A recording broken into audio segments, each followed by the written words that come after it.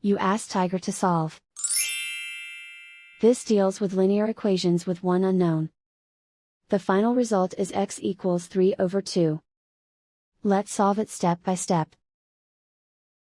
Group all constants on the right side of the equation. Add 2 to both sides. Simplify the arithmetic.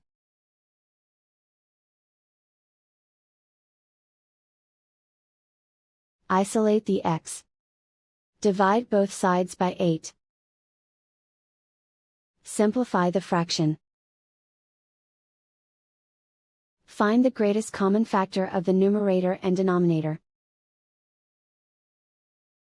Factor out and cancel the greatest common factor. And so the final result is x equals 3/2.